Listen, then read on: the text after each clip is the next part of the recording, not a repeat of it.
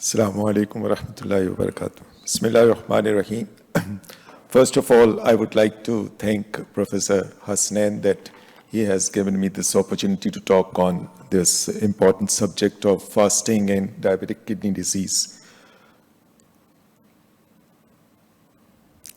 There are no randomized controlled trials, and fasting is an obligatory condition that we cannot have randomized controlled trials for kidney disease.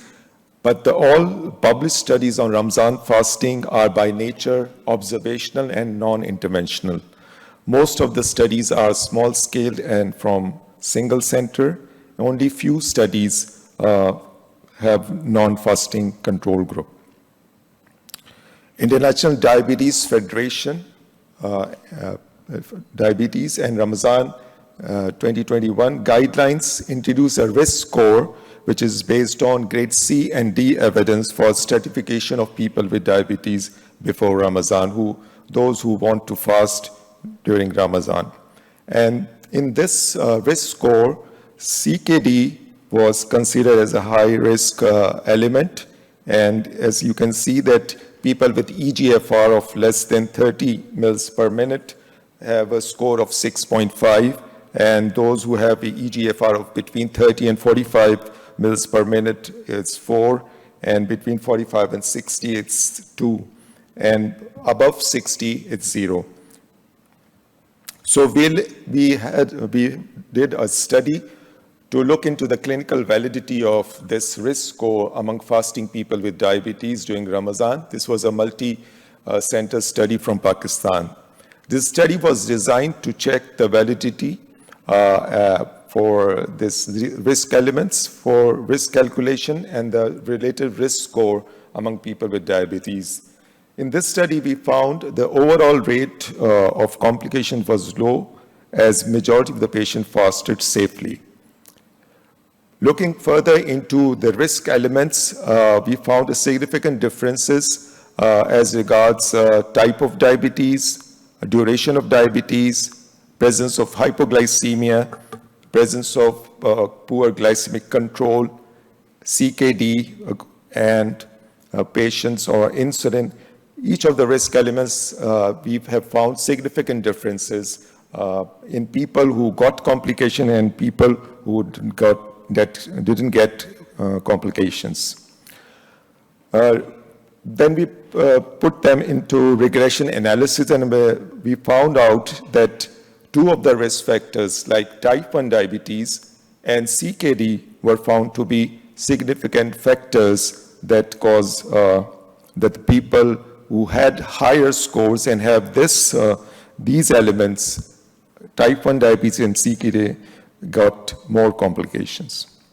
So we concluded from that study that the rate of complication was overall low, but those who have higher scores had more complications as compared to those who had lower scores. And among people with moderate to high scores, only type 1 diabetes and the presence of CKD were found to be significant risk factors. We did another study looking into people who fast during Ramadan, the effects of Ramadan fasting on renal functions in people with diabetes. The main objective was to see the effects of fasting on renal functions. This was initially designed as a study to look on the renal functions initially within 6 weeks of Ramadan. But later we continued to follow these people at 3 months' time and at a year's time. What we found that after 6 weeks, within 6 weeks, those who have come to us within 6 weeks or at 6 weeks, we found a significant fall in their eGFR, like from 74.68 mils per minute to 63.13 mils per minute. Then we followed these patients for at 3 months, and we found that many of them reverted back to their normal more than 68.9 mils per minute. And at 1 year time, those who followed at 1 year's time, all of them reverted almost back to their normal EGFRs. So what we concluded from this study that there is a transient decrement in the creatinine clearance at 6 weeks' time post-Ramadan, which has returned back to normal at 3 months' time and remains stable till 1 year down the line. The study concludes that the fasting has no significant long-term adverse effects on renal functions. Then we did another study to look into whether patients, only diabetic patients have decrement in creatinine clearance, or non-diabetic patients can also have this problem. Because of its summer fasting, people can get dehydration and can have worsening of renal function. So we looked into that, a case-controlled study from Pakistan. The study aims to observe the effect of Ramadan fasting on renal function in people with or without diabetes. Data was collected in 2 phases, pre-Ramadan and post-Ramadan. And what we found that in this study,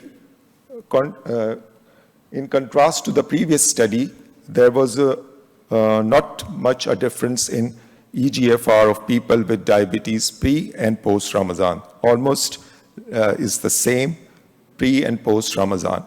While in non-diabetic population, it was, interestingly, the EGFR improved post-Ramadan. So what we have learned from this study that in this study, we particularly educated these people before Ramadan to take plenty of water. In fact, we have asked them to record their water intake. At least they have to take 8 to 10 glasses of water during their non-fasting hours. So they record it, and this was the difference. This may be the cause that in this study, we haven't found any decrement in creatinine clearance. So looking further into it, whether all of the patients had a similar sort of creatinine clearance, we found that there are some of the patients, they had a decrement in the creatinine clearance, some of them had increase in the creatinine clearance, and some remained the same.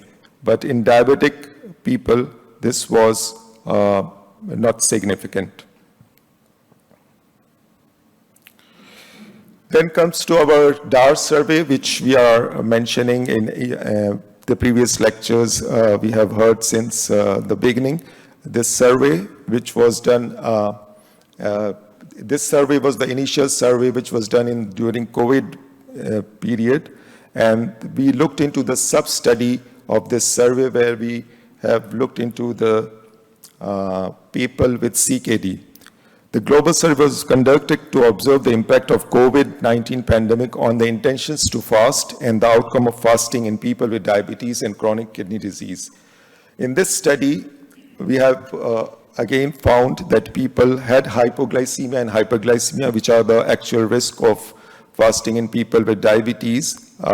So people with CKD, hypoglycemia was more significantly found in people with CKD as compared to people without CKD. And the ER visits also were more frequent in people with CKD as compared to people without CKD. And hospital admissions also were more significantly there in people with CKD.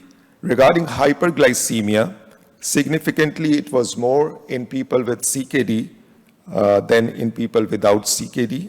However, the hospital visits and the ER visits, hospital admission and ER visits were not significantly different between the two groups. And in this study, we have also looked into the differences between type 1 and type 2, and we found that the glycemic complications, hypo and hyper, were more frequent among people with type 1 diabetes as compared to type 2 diabetes. And as I have mentioned, that people with CKD had more emergency admissions and hospitalizations. The recent survey, 2022 and 20, there are 16,000 people in this study, and out of those, 1,455 cases were with CKD. Out of those, 11% had type 1 diabetes, and 89% were of type 2 diabetes. And this also in this survey also, we found the similar findings that hypoglycemia was more common in people with CKD. The incidence nor the number of days experienced was not statistically significant. The time of occurrence of hypoglycemia was also similar as between 3 p.m. and Maghrib prayers. And emergency visits were also high in people with CKD as compared to people without CKD. Hyperglycemia was also more common in people with CKD. So from all of these studies, and based on the IDF DAR guidelines for CKD people, it is advised by the guidelines that all individuals with diabetes and CKD should discuss their intention to fast during Ramadan with diabetes and renal specialists at least 3 months before Ramadan and attend Ramadan-focused diabetes education. Individuals with diabetes and CKD of stages 3 to 5 or on dialysis should be considered high risk, and risk of fasting should be discussed. Individuals with stable renal transplants and diabetes may be able to fast safely, providing they are monitored carefully by the transplant team before, during, and after Ramadan. Those that are considered at high risk and still choose to fast must be carefully monitored and have weekly reviews during Ramadan, making a considered effort to stay hydrated outside of fasting periods, monitor electrolyte imbalances, electrolytes and creatine levels at various points during Ramadan. Avoid foods that are high in potassium or phosphorus. These are the guidelines from our DAR and IDF Guidelines 2021. I thank you for your attention.